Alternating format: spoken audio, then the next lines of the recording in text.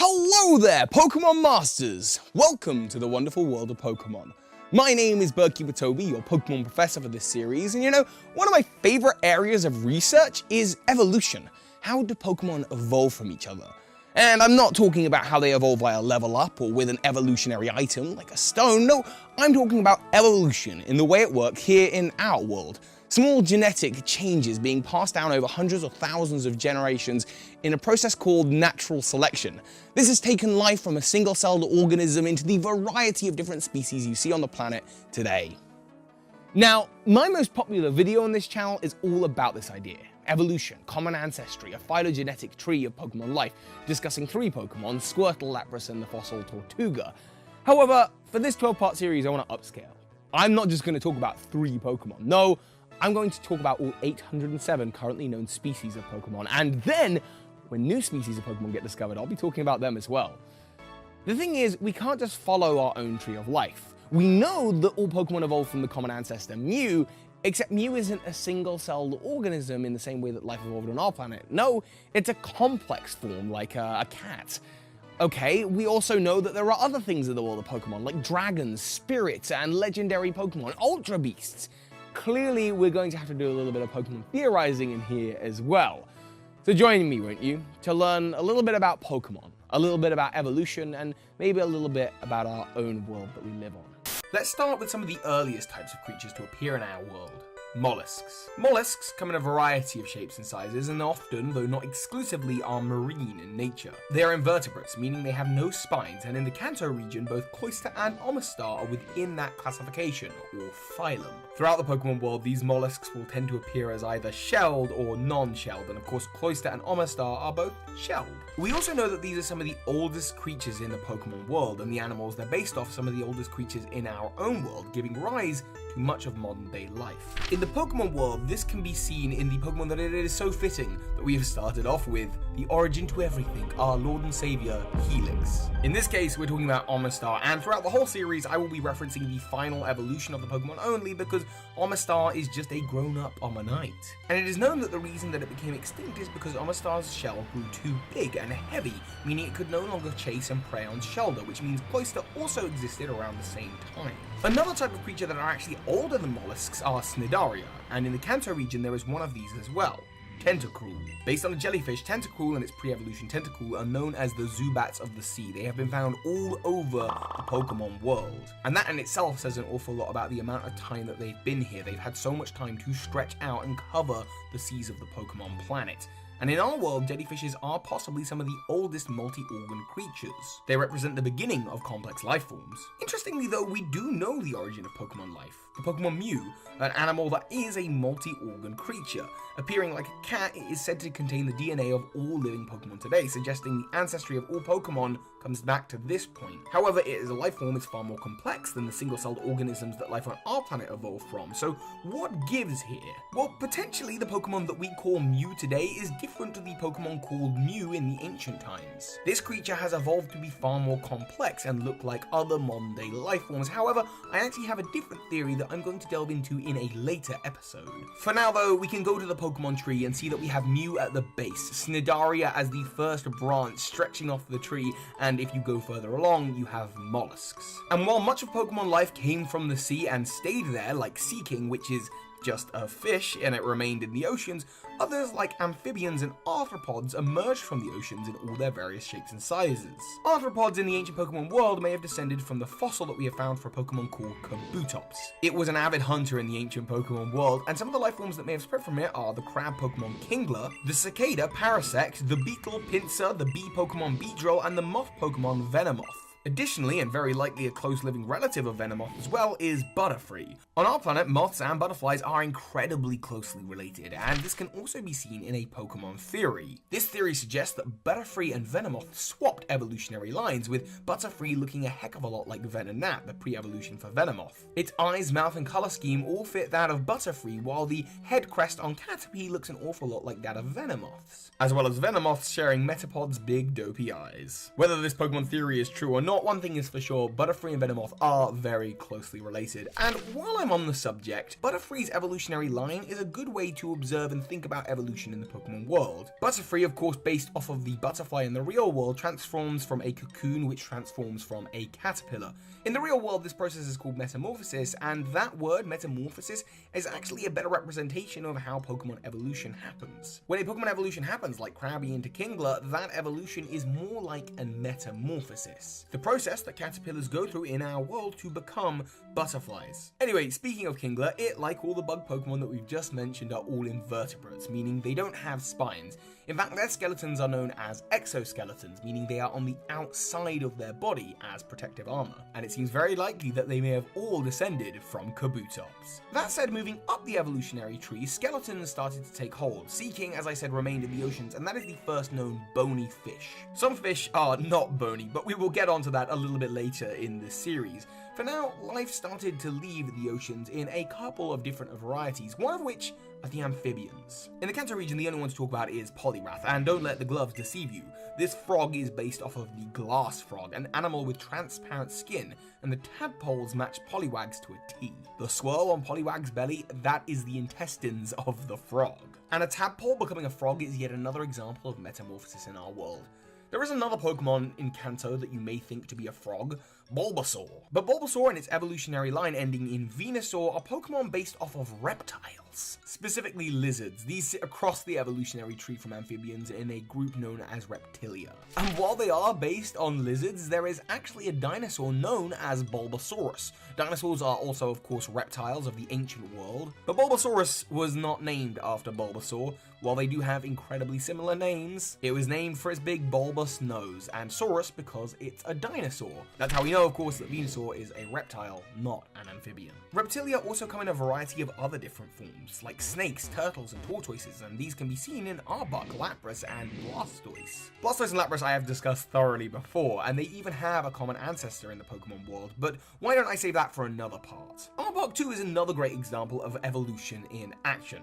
You see, Arbok has different patterns on its hood depending on which regions you find it in. It's kind of like a predecessor to Alolan forms, and these variants have proven successful in their different regions based on what works. Perhaps specific designs allow it to intimidate prey, allowing it to survive and reproduce, and other designs may prove better at finding a mate. For whatever reason, these pattern variants get passed down over different generations, and it means that the Arboks all have slightly different versions depending on what region you find it in, and this is evolution at work. Now, there's one new section to Reptilia that exists in the world of Pokemon that doesn't exist in the real world, and these are Draconis, dragons, and these too come in a variety of different shapes. We can take a look at some of these more serpent-like ones. For example, Dragonite and its pre-evolutions, and Gyarados too may be some kind of sea serpent. Now, you might consider Gyarados to be more like a fish because of its pre-evolution Magikarp, but as we've already discussed, the way that evolution works in the Pokemon world is more akin to metamorphosis.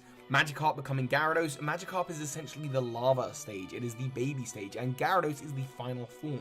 Not only that, it ties into our own world mythology of dragons and the story of the carp jumping over the dragon's gate. And while you might be thinking that Gyarados is not a dragon type, there are several reasons as to why it could still be a dragon in the world of Pokemon. Number one, it's used by Lance, an expert in dragon Pokemon. Just sorta seems like a point in his favor, as well as being located in the Dragon's Den. But on top of that, we can't really use Pokemon types in this series to distinguish the different types of species. For example, both Drapion and Gliscor from Generation 4 are clearly related.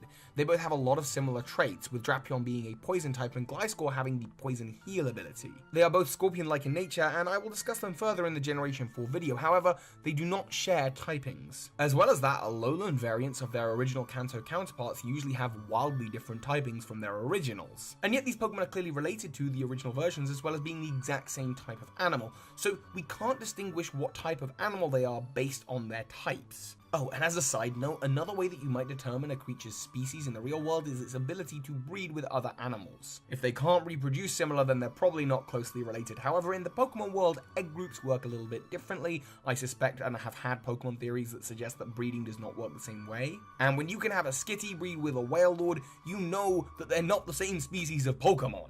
So yes, we have to take this alternative, more investigative approach. There is also a Pokemon theory that suggests, just like Venomoth and Butterfree, that Gyarados and Dragonite also had their evolutionary lines swapped over, with Magikarp looking a tad more like Dragonite, although I don't really see it myself, and Gyarados being a natural fit to the end of the Dragonair Dratini line. With Magikarp and Dragonite sharing a more distinct colour scheme, and again the legend of Magikarp hopping over the fence becoming a dragon would make sense for it to become a dragon type, and Gyarados being a natural final progression to Dratini and Dragonair, certainly in shape.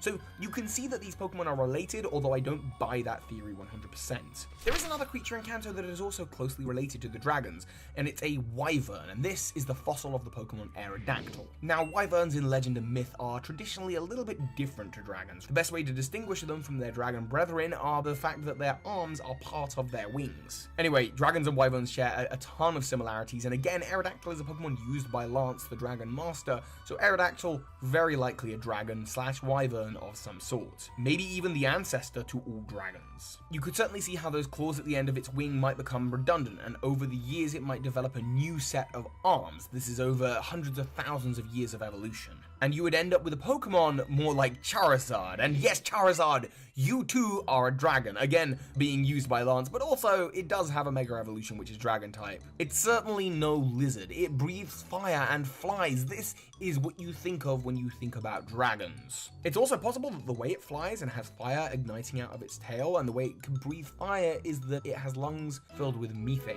Somewhere in its biology, the ability to convert oxygen into methane. It is a gas both very flammable, as well as it is more buoyant than air, which means that Charizard's body will be easier to lift, allowing it to fly gracefully and carry its own weight. As well as that, methane is toxic, meaning it can't stay in the body or else it might poison itself, and that would make sense as to why Charizard has evolved a tail that expels flames. When the flame goes out, Charizard will die, not because there's no flame there, but rather because it's no longer expelling that deadly methane poisonous gas. Now, evolving from ancient reptiles and ancient lizards are the birds. That's right, modern day birds you see, they actually evolved and are the closest living relatives to the dinosaurs. And yes, there are dinosaurs in the Pokemon world, I will get to that too, I guess some of them survived. But you can see it in avian life like Fearow and Pidgeot, which have evolved with raptor-like qualities. Dodrio is an odd type of bird that evolved alongside these, but is definitely a bird. Golduck and Farfetch'd are a little less raptor-like. They are a type of bird known as, well, a duck. And in the fossil record of Pokemon, there is a creature that connects these Pokemon to reptiles, but again, we will save that for later. So we've looked at the origin of Pokemon life in Kanto. Cnidaria, mollusks, bony fish, amphibians, reptiles, and avian life. There is only one other type of life form that we can really discuss in this video, and that is mammalian life, you and I, where we have come from. But before that, let's talk about our mystery Pokemon of the day. Now, with every generation of Pokemon, there's always one creature that absolutely boggles the mind and perplexes Pokemon theorists like myself. Whenever I see these evolutionary trees, these are the ones that truly confuse us, and in this part, I want to talk about the Pokemon Slowpoke. What is it? Is it a salamander, an amphibian that can lose its own tail and regrow it? We know Slowpoke tails are sold. What about a hippo? It's aquatic. Or a sloth? It's slow. I honestly wasn't sure until researching for this project. Maybe you have your best guesses. Let me know in the comments below, and we'll check in a little bit later on. So, mammals are vertebrates. They are animals with hair or fur and mammary glands, which in the females of a species secrete milk for the young to drink. This includes, of course, humans, you and I, although humans in the world of Pokemon did not evolve from Pokemon, and I will explain that a lot later on in this series, but for now, let's take a look at those human-like Pokemon. Hitmonchan, Hitmonlee, and Machamp, who likely share a common ancestor with many of the ape or simian Pokemon, and those include Primate, and a ton of other Pokemon we'll get to later. These Pokemon seem to have evolved similarly to how ape life and humans have evolved in our world, but definitely humans did not evolve from Hitmonchan, Hitmonlee, and Machamp. I will talk about that a little bit later on. Other closely related mammals come in the form of Rodentia. Pokemon like Raticate and its Alolan form, Pikachu, or in this case Raichu also with an Alolan form, and again, the Alolan variants seem to be very closely related. They are a sort of transitional form between the Pokemon as they are currently and what they could become. This isn't to say that Alolan, Raticate, or Raichu are going to suddenly transform one day. Again, that would be metamorphosis. No, it is to say that their offspring will continue to look ever more different from the original Raticate Raticate and Raichu from Kanto, and eventually they will just be totally different species of Pokemon altogether. Again, this is just like Arbok and its hood patterns. Eventually it'll look like a totally different kind of snake. Further along in Mammalia are the Pokemon based off of marsupials, like the kangaroo Kangaskhan, and the almost guaranteed to be related Marowak and its Alolan form. I'm sure you heard a number of Pokemon theories as to why these Pokemon are related, that a Cubone is just an abandoned baby Kangaskhan, and this theory seems to have even more credence with the SOS chaining in Pokemon Ultra Sun and Ultra Moon, where Cubones can call Kangaskhan for help. It seems very likely that these Pokemon are super related. Marsupials are mostly known for their pouches and carrying their young, although not all marsupials have this. Now, Dugtrio and its Alolan form are based off of moles, and there's nothing too much more to add here other than Alolan Dugtrio looks stupid. Similarly, Sandslash and its Alolan form, which doesn't look stupid, are also diggers. They are based off of pangolins, other mammals. Hypno is a creepy tapir, and Nidoking and Nidoqueen are based off of rhinos, although if you were looking just at its previous evolutions, you might be inclined to think that they're based off of rabbits. However, ideally we are looking at the final evolutions here, so yes, they are based off of rhinos. Now, there's a possibility here that Nidoqueen is not something from nature, but rather Nidoqueen is a failed cloning attempt of Nidoking. This seen in the fact that it's not just some regular gender variant like other Pokemon, but rather it is its own species of Pokemon, a species of Pokemon that cannot breed. Nidoqueen and its pre-evolved form Nidorina, they can't breed, even though most other Pokemon can unless they are legendaries or genderless Pokemon. As well as this, its shiny form has the same colorings as Nidoking, as well as being highly associated with Team Rocket's leader Giovanni, a person who is expertly known and renowned for his research into cloning. It's possible that he tested on Nidoking first and that Nidorina is not a natural Pokemon, but there's not really enough evidence to back up that Pokemon theory, so for now we'll just assume that it's based off a rhino and very closely related to Nidoking. Essentially the same Pokemon. Now, all of these Pokemon I've just mentioned are based off of Ungulate, which is a massive group of Mammalia. This also includes bulls like Tauros and horses like Rapidash, and weirdly, a branch of life that has returned to the sea. These include sea lions and dugongs, the creature that Dugong is based off of, and the creature that Slowpoke and its evolution Slowbro are based off of. If you guessed the extinct sea manatee called Promasticide, then you were right, but seriously, if you guessed that, you googled it first. Look at this thing. This thing is a Slowpoke, and it makes so much sense. And interestingly, these types of creatures, these types of Pokemon have returned to the ocean, and they are not fish. They are not based off of fish. Whales are the same. We'll talk about those a little bit later on in the series. No, they are also mammals. Back on land though, carnivorans began to evolve, and they consist of cats, dogs, wolves, and foxes, and so much more. In the Pokemon world, this is Persian, and it's a Alolan variant. They are cats. Arcanine, of course, is a dog. It's a canine. Snorlax, one of my favourite Pokemon ever, is a bear, and between the dogs and cats is a species new to the Pokemon world, much like dragons. Between them are these kinds of fox-cat-dog creatures, like Flareon, Jolteon, and Vaporeon, a sort of hybrid of all the different traits of these similarly related animals. And that makes sense because Eevee is the poster child for evolution. It is a conglomeration of different traits from different creatures, and its evolutions are no different. So here we get a branch of life that doesn't exist in the real world. That's kind of like plant Pokemon or ghosts. Speaking of which, there is so much in the way of ghost life and plant life in the Kanto region, like Vileplume or Gengar. As well as that, there's legendary Pokemon, like the legendary birds Moltres, Zapdos, and Articuno. Or what about man-made Pokemon, like the legend Mewtwo? Well, all that is going to have to wait for future parts. For now, though, let's hop across the border and take a look at Johto. Hello, Pokemon Masters, BerkeyBatoby here, and Kanto had a lot of interesting different forms of life. However, now we must look to its neighbouring region of Johto. Stretching from Mount Silver to the Whirl Islands, the life forms found here can help us paint a bigger picture of what's going on in the Pokemon world, and we'll finally get to see how some of these creatures relate to the ones from the Kanto region. What types of creatures might we find here? Additionally, there is one more Pokemon that's kind of our perplexing Pokemon of the day, so to speak, and that is Blissey. What is this Pokemon? You're going to have to let me know your thoughts in the comments, your guesses, and see if you're right later. It has feathers like a bird and a pouch like a marsupial. It lays eggs like a bird or reptile, but it's not a bird. I mean, come on. It can't be, right? I'm a bird keeper, I would know. For now, let's look at a different type of life, the Cnidaria, and a coral Pokemon named Corsola. Corsola is a Pokemon found around Olivine City and the Whirl Islands, and Corals in the human world, despite their appearances, are in fact animals, invertebrates. Corsola and Corals are part of the classification Nidaria, and they are actually quite closely related to mollusks, which, as we said in the last part, sometimes live in shells. Two great examples here are Macago and Shuckle. While it's less clear with Shuckle, Macago likely developed in an era where the Earth was still boiling on the surface. It's only in this extreme environment where such an extreme type of life could survive. Non-shelled mollusks include the octopus, one of the most bizarre forms of life to exist here on Earth, and in the Pokemon world for that, we have Octillery. In fact, according to its Pokemon Sun Pokedex entry, this Pokemon is a descendant of the Lord Helix itself, Omastar.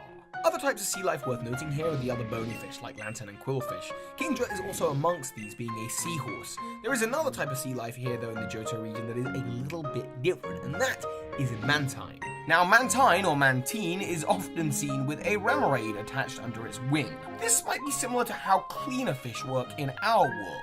Cleaner fish have a sort of symbiotic relationship with the fish that they swim around, many of them eating dead cells or bad bacteria from in and around the fish. That's right, they even go in the bigger fish's mouths. But the bigger fish don't eat them, instead they let them do their job. The two creatures help each other survive, and we can see this in how Mantike evolves into Mantine. This when you have a Remoraid in your party. Now we move on to the arthropods. They emerged from the sea long ago, and they wear their skeletons on the outside in the form of exoskeletons. Ariados is an arachnid. Ariados, though, is not actually a true arachnid, having only 4 limbs instead of 8. And this will continue through all spider Pokemon in the future. I guess Pokemon just likes to keep it simple. Leodin is of course a ladybug and Heracross a beetle.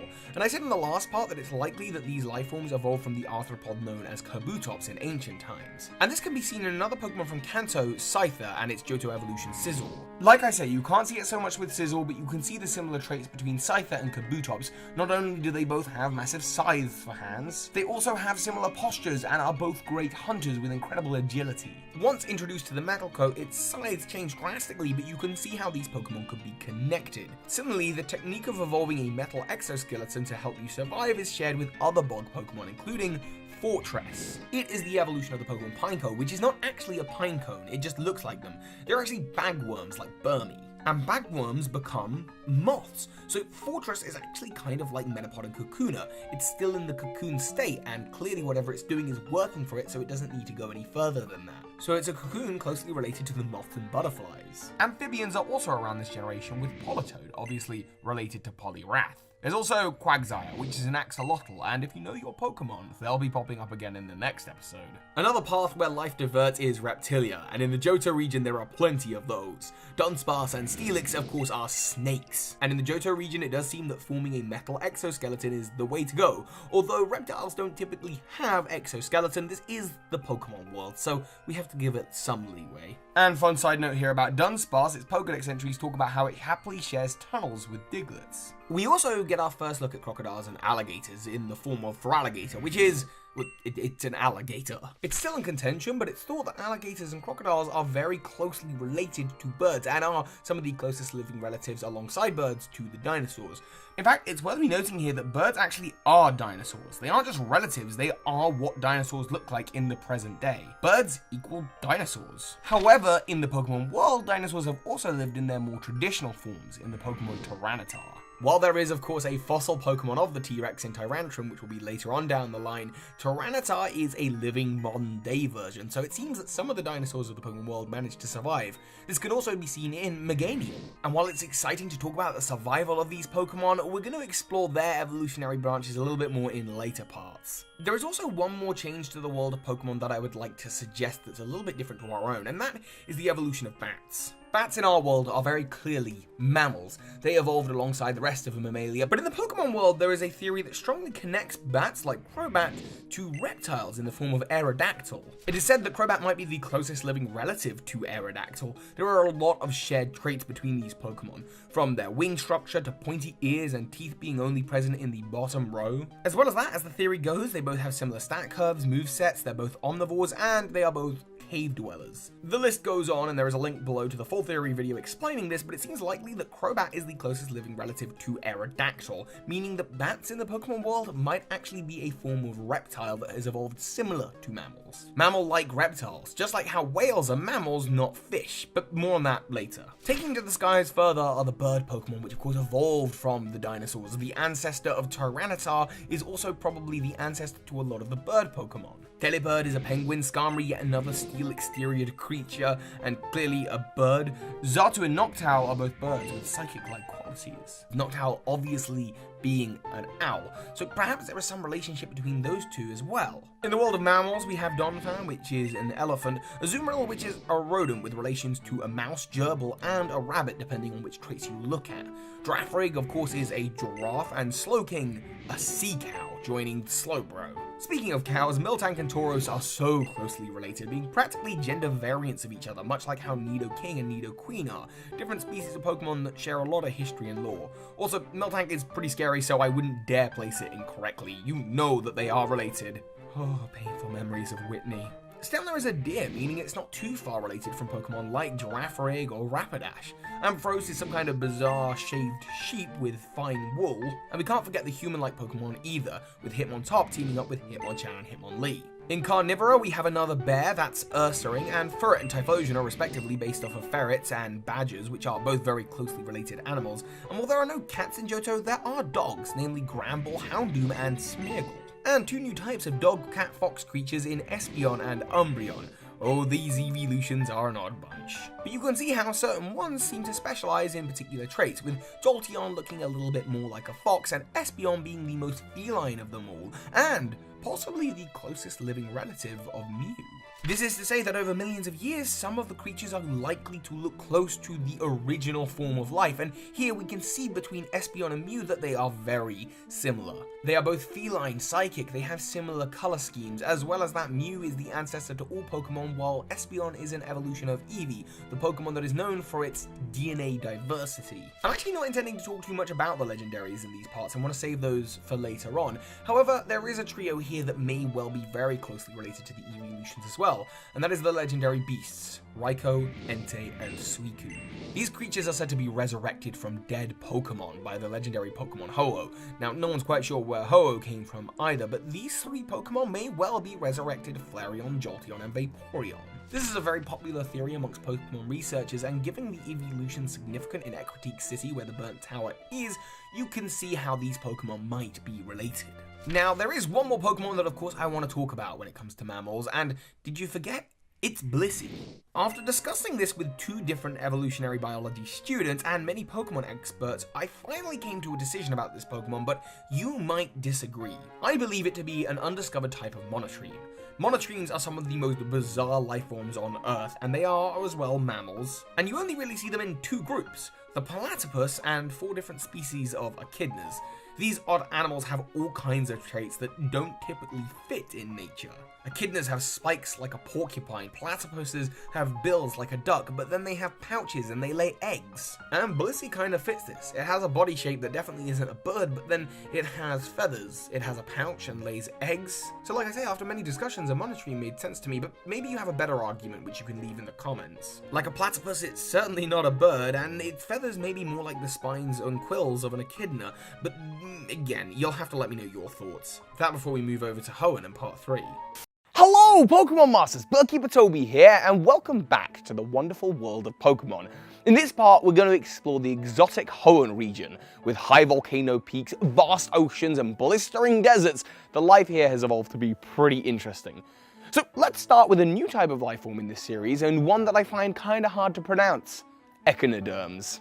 This is a type of life form that exists in the water and is known for its 5-point radius symmetry. You might know them typically as starfish, but in the Hoenn region, the most notable member of its classification is Cradilly, and this is based off of sea lilies. This ancient monstrosity may have given way to an abundance of life in the Pokemon world, but it may not be related to the life forms that we know today. This is because sea lilies in the real world exist at the bottom of the ocean, and their environments have not changed much. They exist so far away from the rest of the planet and can't can't really move in the same way that Cradilly can. Anyway, the normal route to go down is mollusks, like Swallow, which would be our first non-shelled mollusk. And from here we can see the split into arthropods. In this generation, Armaldo is another fossil Pokemon just like Kabutops, who may be an ancestor to many of the other kinds of arthropods. In the Hoenn region, this includes Beautifly and Dustox, again, a butterfly and a moth. And speaking of moths, there is also Flygon, who seems to be more based off of a moth than a dragon. Trapinch is the ant-lion Pokemon, which are insects that trap and eat ants, like Durant, meaning again that yes, Flygon, it's a bug. May not be a bug type, but it is a bug. Masquerain is another insect based off of the lanternfly, and Ninjask, as well as its close relative Shedinja, are cicadas, much like Parasect. Also in the world of bugs are Volbeat and Illumise, who are based off fireflies. Crawdaunt shows itself as a close relative of Kingler, however, it's said to be an invasive species, not actually originating in the Hoenn region. And interestingly, there are connections between this Pokemon and another Pokemon in the Hoenn region, Sharpedo, which is obviously a shark, and as we've discussed before, closer related to manta rays like Mantine than it is to other fish, and this is because it has a skeleton made of cartilage and not bone. And it seems likely that in the Hoenn region, Crawdaunt has evolved to look like Sharpedo underwater to intimidate its prey, and possibly to scare off predators like other Sharpedo. You can see this based on the shape of its mouth as well as the star on its head, just like Sharpedo's. There's also another closely related odd type of fish known as a jawless fish, and this is where Wishcash comes from. It's based off of a catfish. And it has, being a jawless fish, you guessed it, no jaw, allowing it to do all sorts of things like swallow a master ball. The more typical bony fish of the region come in the form of Lovedisc, Huntail, and Gorbis. Huntail and Gorbis being eels. There is some debate about Gorbis, who represents both an eel and the long-nosed chimera, which is actually more closely related to sharks and rays. However, most seem to agree on it being a fish. Again, debate might exist with its pre-evolution Clamper, although Clamper itself may not be a clam, but more likely a fish egg. Either way, we focus on the final evolutionary form, and that here is Gorbis and Huntail. They are fish, and there is one fish in the Hoenn region that has the highest importance when it comes to this tree. Enter Relicanth. Now, Pokemon Masters, the sea life in the Hoenn region is abundant, but there's one Pokemon we gotta have a look at, and that is Relicanth. Relicanth is what's known as a living fossil. But why? Well, it's a creature that has existed in more or less the same form for the longest time. It's based off the coelacanth in our world, a fish that was said to be extinct for over 66 million years, and then suddenly it turned up in the 1930s. So, what gives? Well, it seems what might be going on here and how a creature like Relicanth can possibly exist is while most creatures tend to diversify as they evolve over millions of years, adapting their looks, shapes, and capabilities in the ever-changing landscape that is the planet, sometimes you just can't fix what isn't broken. If the environment that Relicanth has lived on has remained consistently the same with very little change, a consistent food source, not too many new predators, or perhaps the environment just doesn't change very much, then there's no reason for this Pokemon to diversify, and the new specialized genetic traits don't get passed down consistently enough. This means that while Relicanth has been evolving, just as every other animal always is on the planet, its form has stayed relatively the same over millions of years. It will of course look slightly different, some traits may have passed down, but it's more or less the same creature, and that's why the coelacanth and Relicanth are known as living fossils. However, many of the coelacanths may have moved away from the oceans and eventually evolved over millions of years to become amphibians, and that's where we're looking next. And there is just one amphibian in this region, and I told you in the last part you'd be seeing the Axolotl again, the Pokemon that Wooper and Quagsire are based off of, and here, well, I heard you like Mudkips.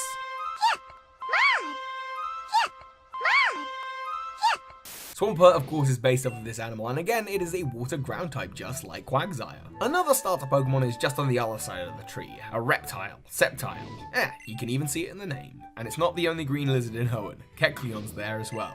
Seviper, of course, is a snake and likely very closely related to Arbok, and Torkoal is a tortoise. In with the other types of reptiles, Draconis is Milotic, which is absolutely an offshoot of Gyarados' line. Not only are these Pokemon incredibly similar, but Magikarp, the pre-evolution of Gyarados, is the most abundant Pokemon on the planet. It can be found literally everywhere, and when you're found everywhere, you are food for everyone. So there's some compelling reasons here as to why Feebas and Milotic have evolved the way they have. If you look as ugly as a Feebas, sorry Feebas, you are are less likely to get eaten. You'll look like a Magikarp that's gone off, and then when you evolve into a Milotic, you are most likely to breed. When you're just that pretty amongst a sea of very ugly looking Gyarados, you're very likely to find a mate and pass down your genes, and Gyarados, of course, being the terrifying Pokemon that it is, will protect the young of Milotic, meaning the genes that create Feebas are even more likely to survive.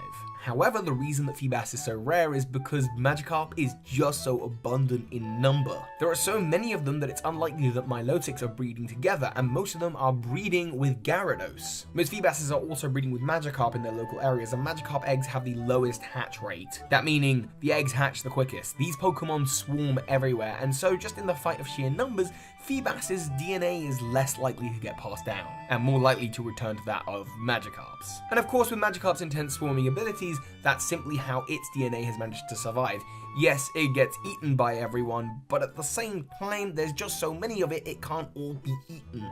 Now there is of course another big dragon in home, which is Salamence, and its pre-evolution can be found in Meteor Falls, and is of course a true dragon, putting it up there with Charizard. And as well as dragons, there's a new type of living dinosaur in Aggron. Aggron is again one of those living dinosaurs. It's not a rhino like Nidoking and Nidoqueen. There's actually a Pokemon in the next generation that ties it in with the dinos even further. But for now, if it helps, think of it more like Tyranitar. And speaking of the dinos, there is one that is just like Meganium, and this is Tropius. They are both grass-type behemoths with vegetation growing from their necks. The only difference is that Tropius can soar high to the skies, like the birds. Swallow, Pelipper, and Altaria are the more obvious-looking birds, being based off of a swallow, a pelican, and a mythological bird known as a peng. However, there are some odd-looking birds here, one of my favourite being Blaziken. This is based off of a Shamo chicken, which I believe are some of the coolest-looking birds, and I should know I am a bird keeper. Ludicolo also has a ton of odd traits, but definitely seems to be some kind of duck. Just look at that beak, putting it right up there with Golduck and Farfetch'd. And now finally we return to the ground in the world of Mammalia, and we'll start with those human-like mammals with Medicham and Hariyama, as well as the ape-like Pokemon in Slacking. Breloom is a marsupial. It's a kangaroo, and it would seem to be more based off of a kangaroo than a mushroom. It's a kangaroo with mushrooms growing on it. Now, there is a type of mammal that I've really been wanting to talk about all series so far, and that is cetaceans. And cetaceans are mammals that have returned to the sea, and they are what whales are. What whale lord is. They aren't fish, they don't have gills that breathe water, no, they have lungs and they need to breathe air. However, given their adaptations, even though they have lungs and have evolved to have lived on land in the past, they do need to live in the oceans. They simply wouldn't be able to survive on the land. However, if you wanted to see what they would look like on land, well, look no further than their closest living relatives, hippopotamuses, which you know there's a Pokemon in the next generation that is based off of one. Now, other closely related animals are camels, like Camerupt, Grumpig, which is pig, and Walrein, which is walrus. Wow, these names are really on the nose. Into carnivora, there is the weasel Pokemon, Linoon, the dog Pokemon like Mightyena and Absol, and the bear, Spinder. There is also a mongoose in Zangoose, and the cat Pokemon, Delcatty. These Pokemon are all really obviously placed based on their real-world counterparts. Now, let's take a look at the rodents, because there is something interesting here. Plusle and Minun. These are actually a little bit more based off of rabbits. We know that in every generation of Pokemon there is an electric rodent that looks a little bit like Pikachu. However, they're all based on different animals, so should I place them more scattered across the Tree of Life? I'm thinking not. We know that the Pokemon world is a little bit different to ours, at least. They have dragons and ghosts and plants that are alive. We'll get to the ghosts and plants a little bit later on, so it seems reasonable to expect that all of these rodents probably are very closely related. Plusle and Minun are probably closer related to Raichu and Alolan Raichu than it is to, say, Azumarill, which shares the rabbit-like ears. Speaking of rabbit-like ears, there is the final Pokemon of home that we need to talk about, and that is xYoYoh. This Pokemon was hard to place because it is literally a walking boombox. There is not a lot to go on. This is one of the rare occasions where we do have to look to the pre-evolution, and Whismur is the only Pokemon in this line that shares any resemblance to an animal at all. Again, a rabbit. It's got its little rabbit tail and its big old ears, so that is where I am going to place xYoYoh, but maybe you have a better suggestion. Hopefully the Pokemon of the Sinnoh region are a little bit clearer to define. But now we can pull back and have a look at Kanto, Johto, and Hoenn all together on a Tree of Life. There's only 4 more regions to go, but 9 more episodes. There is a lot more to discuss in the wonderful world of Pokemon. Hey Hey Pokemon Masters, Birdkeeper Toby here. In the story of the evolution of Pokemon life, there are some environments that are particularly harsh and life finds it difficult to survive, and the snowy mountain peaks of Sinnoh, well, they're no exception. That said, harsh environments often tend to breed more extreme variants of life, so let's see how they would fit onto our phylogenetic tree. Did you wrap up warm? Let's take a look at the Sinnoh region. Now, the cool thing about the Sinnoh region is that there's lots of final evolutions of Pokemon that previously didn't have final evolutions. Take, for example, the two that I'm about to bring up, Magmortar and Electivire, evolutions of Magmar and Electabuzz, respectively. Now, these Pokemon are very bizarre when it comes to their designs. What are they? Magmortar has traits of a duck and a lizard. Electivire could be a big cat or a great ape. We just don't know. Let me know your guesses in the comments and we'll reveal the truth pretty soon. Starting with the lower forms of life, there is just one mollusk, Gastrodon. This Pokemon takes on different forms depending on where you find them, whether you find them in the east or the west. So I wonder what would happen if you find one directly in the middle of the Sinnoh region and not in the east or the west. We also know that Gastrodon changes its form depending on whether it's the east or the west of whichever region you find it in. But we know not all of the Pokemon regions are sitting on a straight line, so whether these are actually east and west forms is kind of undetermined. Now onto the creepy crawlies that are the arthropods, and many of the Pokemon on this list are related to pre-existing Pokemon. Vespiquen, of course, is lightly related to Beedrill, being based off of a queen bee. Kricketot is a cricket and closely related to Scizor, and Mothim and Wormadam are based on the bagworm, just like Fortress. Drapion is not related to any of the already existing Pokemon on this list, but as we said before, is very likely related to Gliscor. Not only do they look very similar and both come from the same region, Gliscor also has the poison heal ability, linking it further to Drapion. As well as that, at least Drapion is an arachnid based off a scorpion, and Gliscor has a scorpion-like tail. Heck, it's even Gliscorpion, a gliding scorpion. Now, a further monstrous bug comes in the form of Yanmega, which likely existed more commonly in ancient times, and nowadays only tends to exist in the pre-evolved form known as Yanma. In order to evolve this Pokemon, it needs the right learn cell, one that includes Ancient Power. This is the signature move of fossil Pokemon and tells us that Yanmega likely existed more commonly in the ancient past. There are actually several Pokemon like this that fit this trend, Tangrowth and Mamoswine, which are exactly the same. We won't talk about Tangrowth today, and Mamoswine will be related a little bit later on, but it does show that the giant Great White North Sinnoh region was also home to lots of giant and great big Pokemon. Moving up the tree, we have yet another bony fish in Luminion, and another shark, that being Garchomp. Oh, that's right, Garchomp did not truly evolve with the other dragons. No, instead it is the land shark Pokemon. That is the classification of its baby stage Gible, and additionally both it and Sharpedo have the rough skin ability. They have the same color scheme and head star, and even the shiny form of Sharpedo matches the shiny form of Mega Garchomp. So much like how Flygon is a dragon-like bug, Garchomp is a dragon-like shark. Checking in with the amphibians before we move on to the real reptiles though, there is just one.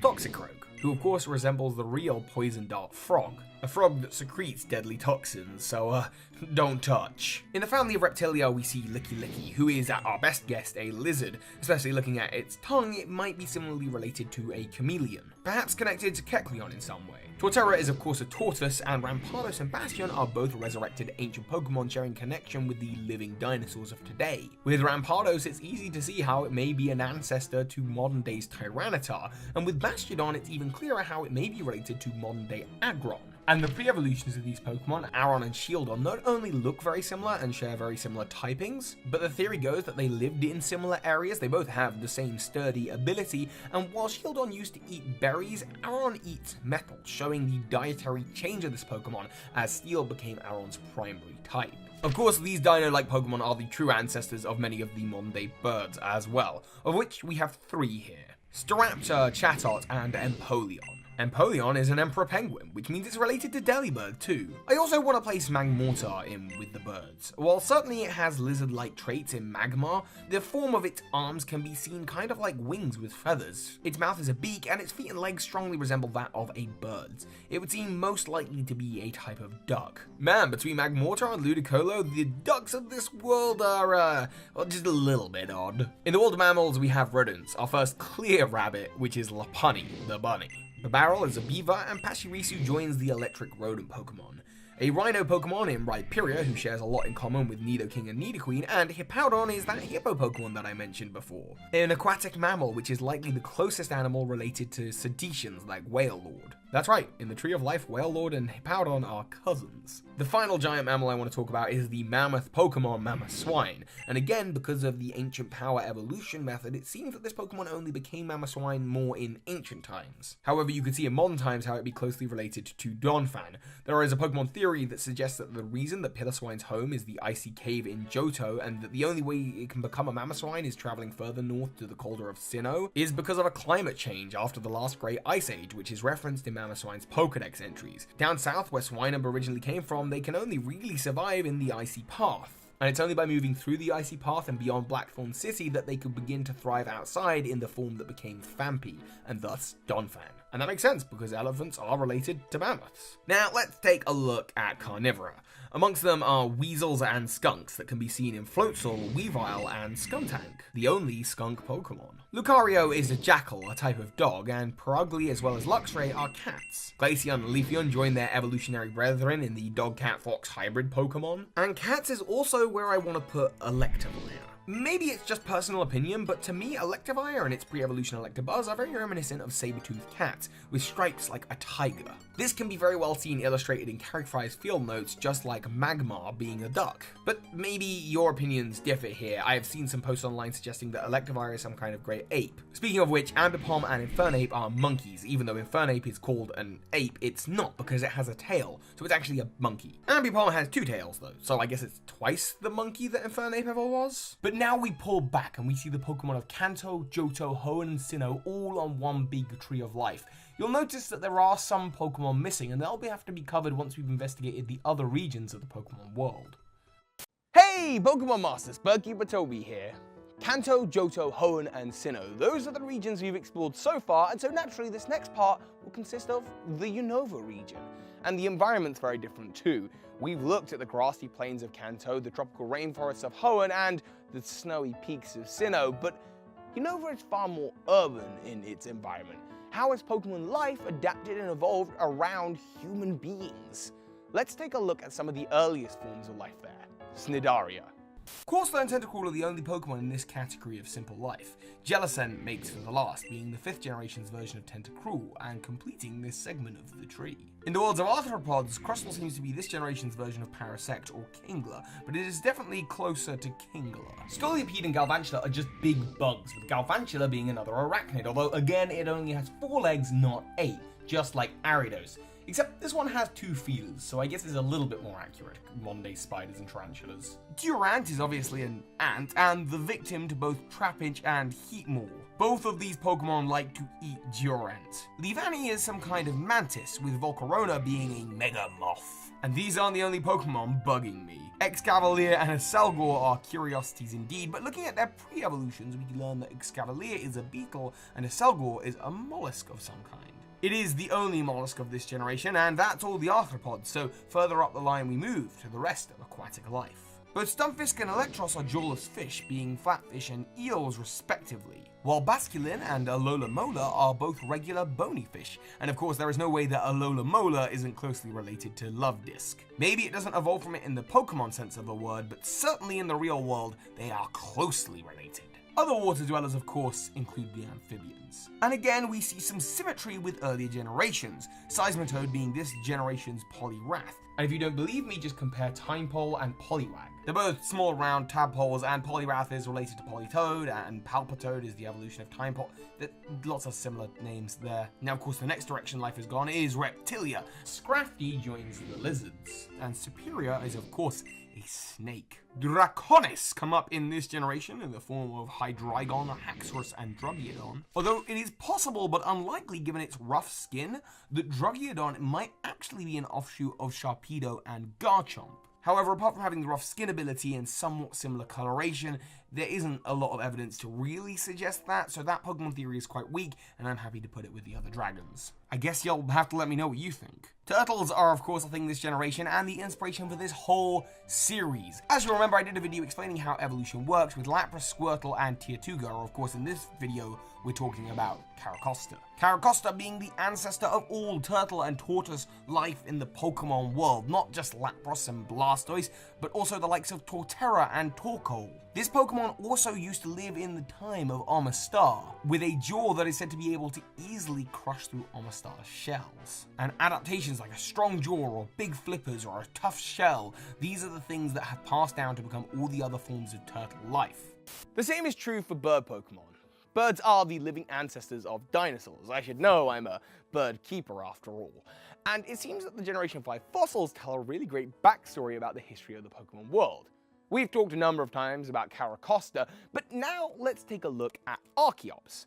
Based off the real-world Archaeopteryx, this creature is a sort of transitional form, with just enough traits to be a reptile still, but also enough traits to be considered a bird. It's considered the first bird, and Archeops is based off of it. It is the ancestor to all bird Pokemon. So of course it gets placed right on the first spoke of all bird life. It gave way to all other bird Pokemon, but remember, birds actually are dinosaurs. They're just the modern day versions. And again, just like Carracosta, the other Generation 5 fossil, this Pokemon also used to eat Omastar. Little beak marks have been found in Omanyte's shell according to the Pokedex. Poor Lord Helix. Braviary, Mandibuzz, Unfezant, as well as Sigilyph and Swanna also seem to be birds. Sigilyph is of course the most bizarre one physiologically speaking, but may well be related to Xatu, who also appears on hieroglyphs. There is of course another type of reptile that is quite closely related to birds as well as other lizards, and that is crocodiles and alligators. And here we have Crocodile, my favorite Pokemon of this generation, and this Pokemon has something really cool about it. It is a cooperative hunter.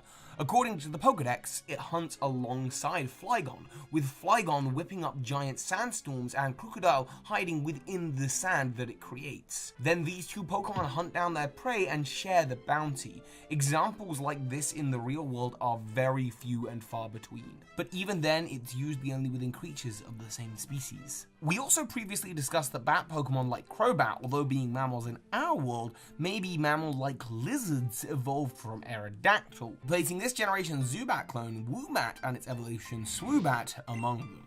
Speaking of mammalian life, starting at the tippity top, Sork and Throh are the most human-like Pokemon, being great apes. However, it is important to note that humans did not evolve from Pokemon, but you'll have to wait till the final parts to learn about that. Conkeldurr is also among them. Simipour, and Seer are all of course monkeys, and they are amongst my least favorite Pokemon. Darmanitan also joins them, being based off an orangutan. Emolga is another one of the electric rodents, with Chincino also being a rodent. Watchog isn't too distantly related either, being a groundhog, with an element of meerkat. Speaking of cats, we look to Carnivora, where Liepard is the only actual cat this generation, this rivaling Generation 1's Persian. Beartic as well is a bear, and Stoutland is a dog, with Zoroark being a dog or fox. Also closely related are the weasels, where we have Menshao, and there is also Samurott, which despite the name is not actually an otter, but is much closer to a sea lion in its final form. There are a few more mammals. Emboar is a pig like Grumpig, Sawsbuck is a deer like Stantler, Bufalon a bison and of course related to Taurus and Miltank, Zebstrika is a zebra and closely related to the horses, and Excadrill is a mole like Dugtrio. Heatmor is an anteater and preys of course on Durant. Anteaters are part of the same groups as Sloth, so if Slackoth was the final evolution that would be here, but no, Slacking is the final form. And that leaves just one more Generation 5 Pokemon, the Pokemon whose name I have a lot of trouble pronouncing. Musharna, who is obviously so closely related to Hypno. This is the Generation 5 Pokemon. Both are psychic types of course, with relations to sleep-based powers, and are based off tapirs. Animals that despite their trunks are closer to horses and rhinos, not elephants. But now we can pull back and look at the whole tree of life, taking the Unova region and all of its new Pokemon and adding them with every single other, and you can see how this is all filling out now. There are only 2 more regions to investigate. Hello, Pokemon Masters, Birdkeeper Toby here. And now we move from the Unova region, which had the most new forms of life in any other generation, to the Kalos region, which has the smallest Pokedex.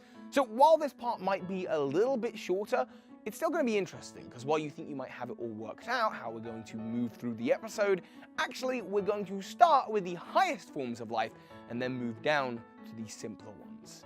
let's go. Before we get into this part, Pokemon Masters, I have a quick question about the pseudo-legendary, the pseudo-dragon of this generation, Goodra. What exactly is this creature? Because yes, while I say dragon, we know from past parts that not all dragons are dragons in the world of Pokemon, with Garchomp evolving from Sharpedo.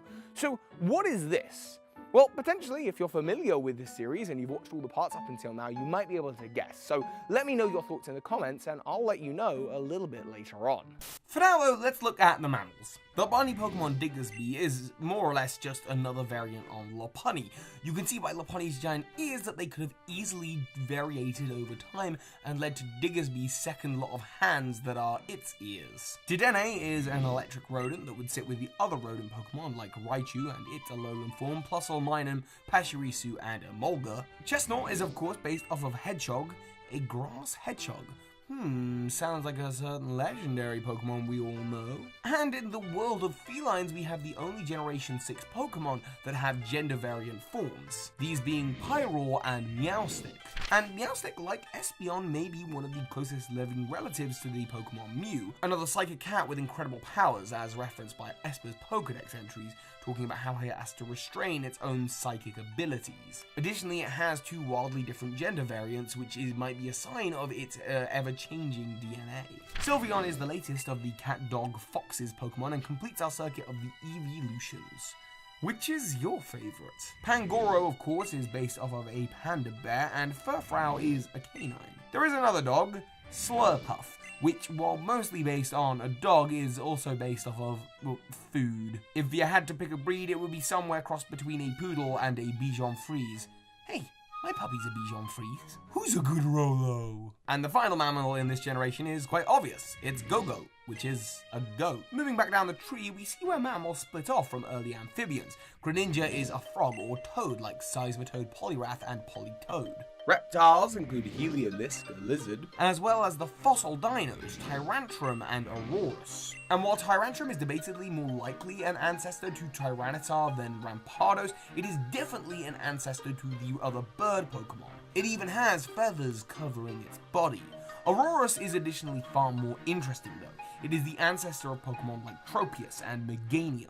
Finally, there is the Dragon Noivern, although again, it is not a dragon. This Pokemon is a wyvern, and this can be seen both in its name and by its hands running along the edge of its wings, whereas dragons usually have their arms separate. Next, of course, soaring high are the bird Pokemon, descendants of Tyrantrum. Hawlucha and Talonflame roost here, and also presumably the flightless bird, Aromatisse. While it takes an odd form, you can look at its pre-evolution Spritzy and see that it is meant to be a bird with a beak to match the masks of plague doctors. Moving rapidly onwards in this very small generation of Pokemon, there is only a single fish Pokemon, Dragalge. This is a seahorse like Kingdra. And this Pokemon loves hiding in seaweed. We learn in Alola that it actually gets on really well with Demise, a cursed seaweed. And that would make sense because Demise allows it to camouflage with its seaweed-like body. We also have arthropods in Vivillon and its many variants, which are in many ways exactly the same as, well, Alolan forms or Arbok's different hood patterns. Other arthropods include Clawitza and Barbaracle, which is one of the most forgettable Pokemon in my opinion. Finally, there are two mollusks, some of the most simple forms of life. Malamar is a squid, our first squid actually. They are bizarre animals that can even fly for short periods of times out of the water. And as I said, there is one other mollusk Pokemon, and as I mentioned earlier, it is Goodra. It is just a highly evolved snail. I mean, just look at Sliggoo. Like Garchomp, this Pokemon is not a true dragon, but rather a dragon-like mollusk. And through convergent evolution, it's developed similar traits to dragons while not being related at all. But given that mollusks are some of the oldest life forms, it makes sense that it's had so much time to develop into this shape. And this also marks the final mollusk currently known in the Pokemon world. Of course, now we can pull back and look at how the creatures of the Kalos region have impacted the Tree of Life, how many of the different branches have started to become complete. Hello, Pokemon Masters, Birdkeeper Toby here, and welcome to the tropical region of Alola. As I'm recording this series, Alola is the most recent region to be discovered, but this is not the end of the series. Oh, no. In fact, we're only just over halfway. This is for several reasons. Number one is new regions of the Pokemon world are being discovered all the time, about 1 in every 3 years. Anyway, new Pokemon life forms will be discovered soon, I'm sure, and so we'll have much more to talk about then. And in the meantime, the observant among you may have realized that I've been missing out lots of Pokemon. Lots of fairy Pokemon like Marwile or Gardevoir, legendary Pokemon like Arceus, or ghost Pokemon like Gengar or Rotom. Where do these Pokemon fit into the Tree of Life? Well, stay tuned to the end of this episode to find out and hear a special announcement. Now let's get on with Alola. A tropical region, Alola shows us how diverse life might be, starting with life form we haven't looked at since Generation 3. Cradily is part of a phylum known as Echinoderm. These simple life forms have radial symmetry coming in 5 points usually, and both Toxapex and Pyukumuku are part of this family. Echinoderms in the Pokemon world may also be responsible for the spawn of the formation of a variety of other life forms, however, that we should look at in a later part. Before then, we should look at arthropods, of which a few still have yet to be added to the tree. Crabominable is the final crab Pokemon, and Golisopod is one of my favourite Pokemon, and it is clearly the descendant of Kabutops or Armaldo. There's a whole fun web of Pokemon life in here as well. This Pokemon is also highly picked on by Meowth and Murkrow because of its skittish nature. They just love to chase it. Other arthropods include Lurantis, a mantis like Scyther for example. Aquarachnid is another arachnid who again is not technically an arachnid, it has 6 legs, not 8. These Pokemon just can't catch a break. Rimbombi, who is used to fighting for territory with Butterfree, and Vikavolt, who also fights another type of insect in Alola. While normally in the wild Pinsir and Heracross are natural enemies, in Alola they seem to team up to counter-fight against Vikavolt. The Bonyfish roster is also completed with Wishy-Washy, a common bit of prey for Dugong and Wingull. Bruxish is also a bony fish, but likely not prey, but rather predator with those sharp teeth. Moving along, we have the amphibians, of which there is one more in this generation, and that is Salazzle.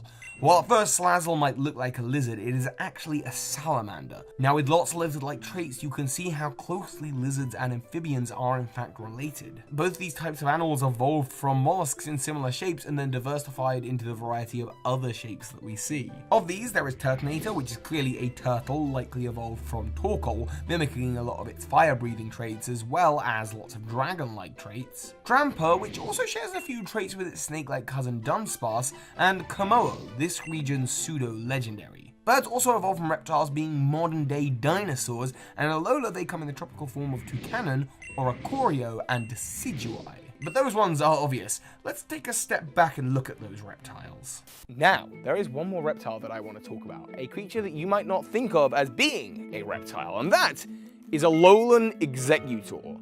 Alola introduced the new regional variants, and Alolan Exeggutor you might think of as just being a tree.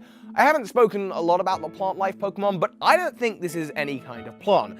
No, I think this is a dinosaur of sorts. Remember, the Alolan version is the original. A lack of sunlight means Exeggutor don't grow properly and strong enough, and this has something of course to do with photosynthesis. Many Pokemon have plant-like attachments and body parts, but they are still animals, like Venusaur or Breloom. This, I believe, is the same for Exeggutor, which if I had to place on a Tree of Life, which is exactly what I'm doing right now, it would not be a plant at all, but rather a dino or dragon, which has plant-like qualities, and is an offshoot to the likes of Meganium or Tropius, which is not hard to see at all. If Alolan Exeggutor stood on 4 legs, it would essentially be a different variant of Tropius, so you can see how they might have evolved similarly. Now for one last time, let's take a look at Mammalia. Togedemaru is yet again a part of the electric rodent clan, and no, Mimikyu is not part of this, that will be discussed later. Kamala is in fact a marsupial, and that is because the name koala bear is just because they look, I guess, bear-like, but they are not actually bears. They are in fact, yes, marsupials. And Mudsdale, of course, is a horse. Gumshoos is a mongoose like Zangoose, and isn't actually native to Alola. It was brought in to deal with the Rattata problem. Perhaps we'll get the chance to visit whatever region Gumshoos is originally from next. In the Carnivora, we have 1 cat, 1 dog, and 1 bear. These are Incineroar, Lycanroc, and Beware, one of my favorite Pokemon. Incineroar would also seem to be likely closely related to Pyroar, another big fire cat. I mean, their pre-evolutions are called Litten and Litleo. However, not all of the same types of Pokemon do get along. Lycanroc and its pre-evolution Rockruff are known for fighting for territory with Growlithe. The water starter Primarina is a sea lion, which means it's part of Carnivora and related to the likes of Walrein, Dugong, and Samurott. You can see the similarities. Now, before we move on to the special Pokemon of the worlds beyond, like the Ultra Beasts, there are just 2 more mammals, Oranguru and Persimmon. Both related, one is an ape, one is a monkey. Do you remember from before that monkeys have tails? And Oranguru might actually be closer related to Darmanitan than Persimmon. This is because they are both orangutans, and Darmanitan has the psychic Zen mode, and Oranguru is a meditating orangutan. Hello, Pokemon Masters! BerkeyWithToby here, and not just here on Earth. Our Pokemon adventures have taken us into space, and as early as Generation 1, we knew that some Pokemon may have originated not on Earth. We've now looked at every different Pokemon that may have originated and evolved here on Earth, which is now available as a poster. You can get that links below, but enough about that. Let's now look through our telescopes and have a look at how life may have evolved in space. There are a number of Pokemon, including legendaries, who are confirmed to have come from space.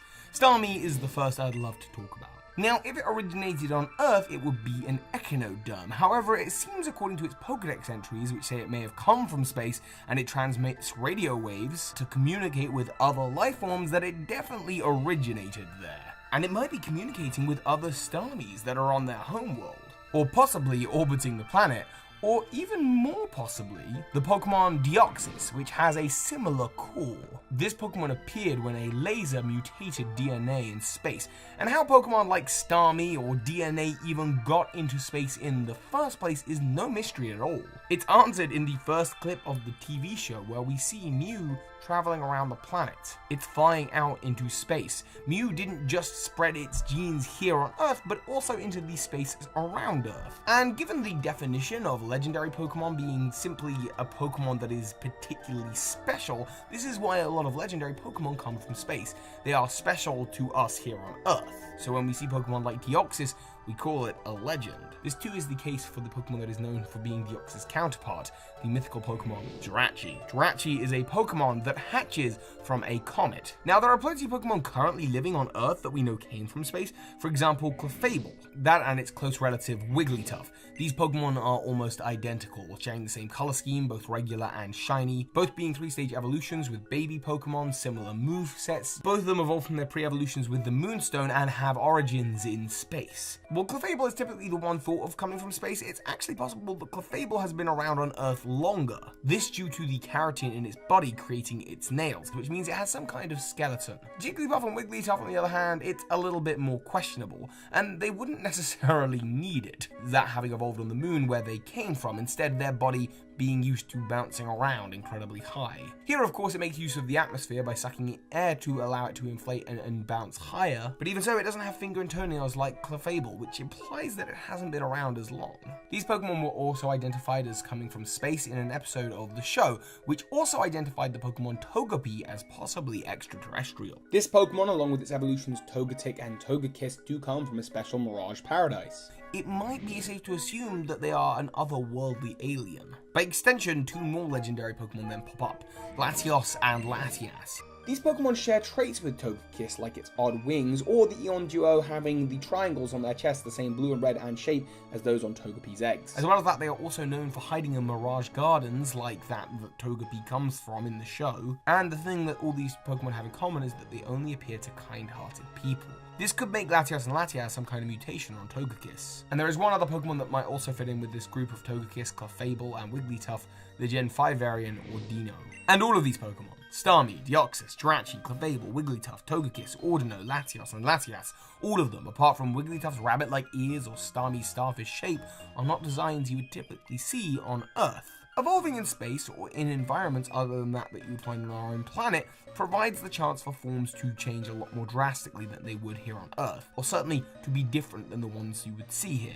Space, I believe, is also thought to be the origin of the living rocks. Throughout this series, you may have realized I've left out many of the rock Pokemon. Golem and its Alolan form, Gigalith, Sudowoodo, or other mineral life forms like Klinklang, Probopass, Magnezone, Metagross, or Bronzong, who, by the way, like other space Pokemon, has the ability to open portals. More on that in a moment. It seems that these Pokemon may have their origins in space, not only taking inspirations from UFOs in the form of Magnezone's case, but also they could be mutated comets with DNA in them like Jirachi is, or you can see how Deoxys and Starmie's life force seem to come from their rock-like cores. Perhaps from there, other mineral Pokemon have evolved.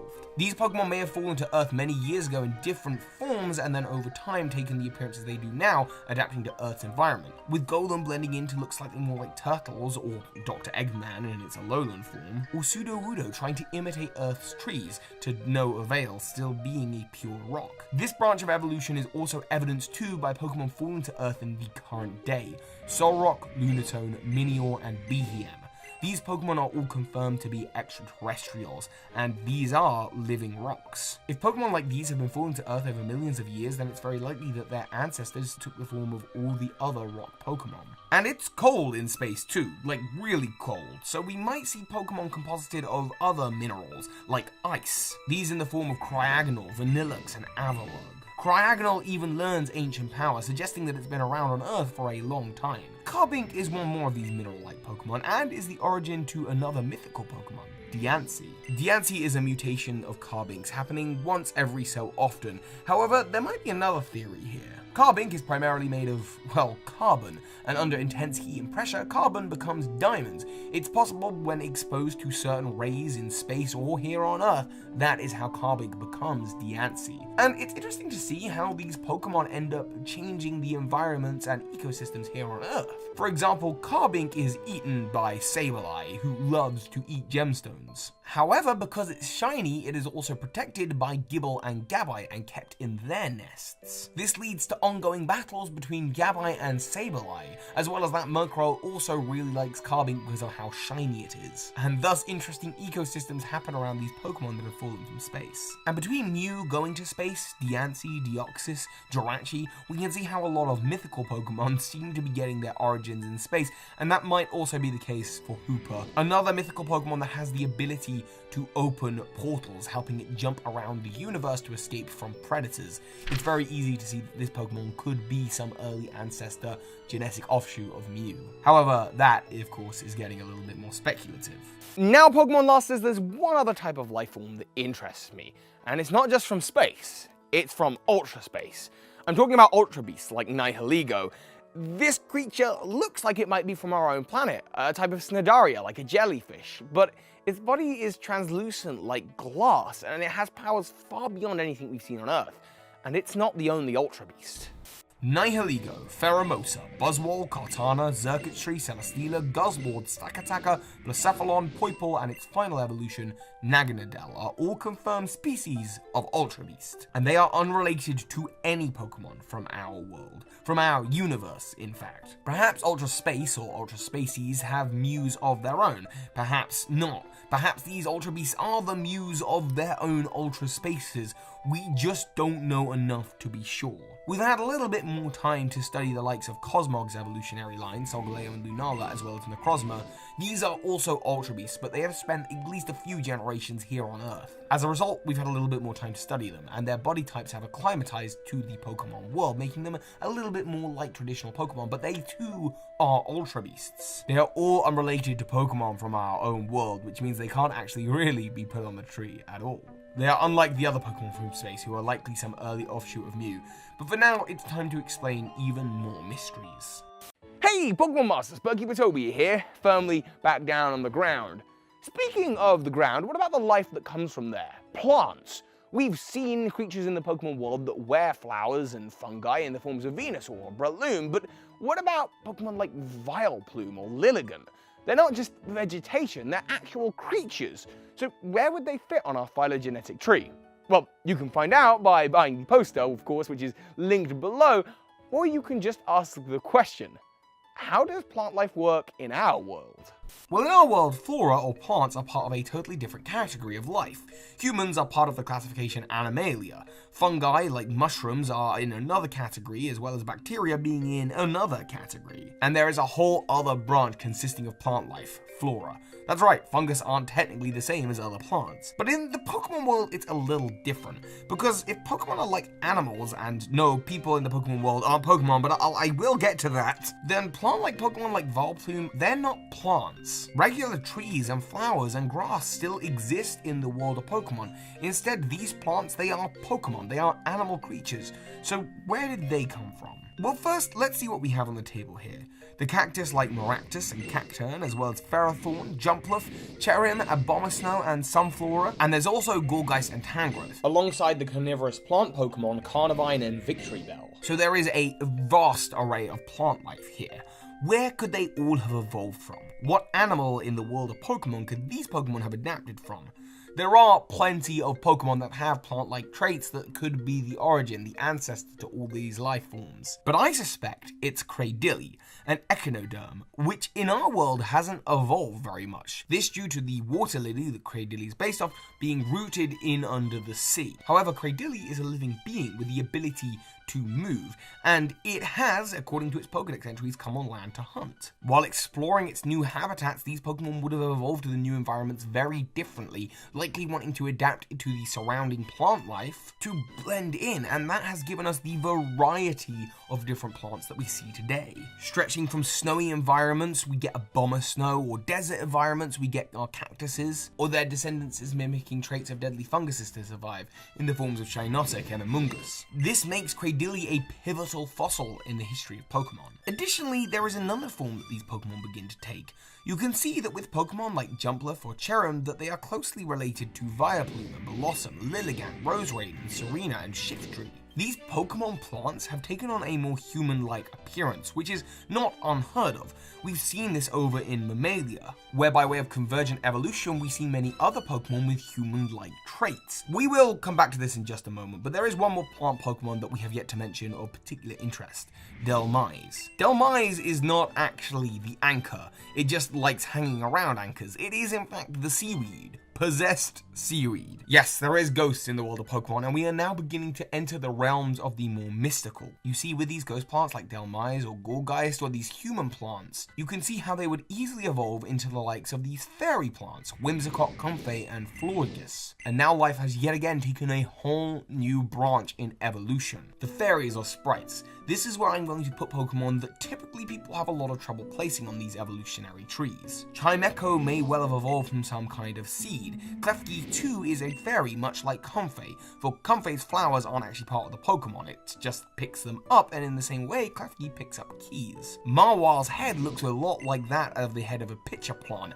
and these Pokemon may well have given rise to the final more human-looking species of Pokemon. Gardevoir, Gallade, Jinx, Gothita, and Mr. Mime. Lots of people suggest they may have evolved from humanoid Pokemon like Sora and Throh, but I don't believe that at all. Nor do I think they are related to humans. Again, I will be getting to that. I believe that these Pokemon, these fairies, through the chain of plants to humanoid plants to fairy-like plants to fairies, to be a continuum, and they've all been given rise by way of the Echinoderms and Cradily. Now, this is not the end of the road, Pokemon Masters, and whether you agree with the decisions I made about the tree in this part or the last part, there is one Pokemon that has confused me, boggled my mind more than any other Pokemon in this series. I'm talking about the Pokemon Bisharp. What is it? Is it somehow related to humans? It's metallic in nature, maybe it came from space, or it could even be related to bugs. Looking at its pre-evolution poniard, I toyed with the idea that perhaps it was related to praying mantises, like that of Scyther with its scythes. But I finally put it here with the sprites and fairies when I saw one more Pokemon it could be related to, Gallade. With similar blade-like hands and warrior-type natures, it seems clear to me that these Pokemon are related. Hey, Pokemon Masters, BetaTonySJR here. You know, I've put everything I have into making this series, and the Tree of Life evolution poster, which you can get, links below, and it helps support this series. But the one thing I'd really love to make is a Pokemon. Now, when it comes to man-made Pokemon, there is one that we absolutely have to talk about. Of course, I'm talking about Porygon, and its evolution, Porygon 2, which it gets through the upgrade, and its evolution from there, Porygon Z, when its data is corrupted by the dubious disc. It is the first man-made Pokemon, but it is definitely not the only one. Now, if we think about artificial Pokemon when we look at the Tree of Life, we realize that these things aren't natural, they are man-made, and so really they've come from human beings from our minds, in a new section of the tree. Porygon Z, of course, is the first of these. Mewtwo is perhaps one of the most popular ones known. A clone of Mew and enhanced with human technology, the genetics of this Pokemon make it the most powerful and most famous. It's also possible that humans infuse their own DNA into the creation of Pokemon, given that it can mega evolve without a trainer present, and in the manga has Blaine's DNA channeled into it. In addition, Dr. Fuji in the movie was trying to clone his daughter, or save his daughter. Perhaps half of her is in Mewtwo. Now, another legend that mirrors Mewtwo's story is Genesect, and based on its looks and a Pokédex entry that mentions 300 million years ago, it's believed to be a revived Kabutops. The truth, though, is that it's more likely to be an ancient form of parasect. Not only are they named pretty similarly, but also the forearms are a match between Paris and Genesect. It's possible that there was an ancient third evolution to parasect, or that Paris evolved a little bit differently, but the spores eventually took over and then reduced parasect to the creature that it is known as today. Magearna, Silvally, and Volcanion are all man-made legendary Pokemon as well, with Magearna being designed to contain the soul heart, the life essence of Pokemon, Silvally based off the godlike Pokemon Arceus created to help defeat the Ultra Beasts, and Volcanion being more of a theory-based man-made Pokemon. Certainly its biology is unnatural, with 2 robotic arms that create steam and a super organ inside of it.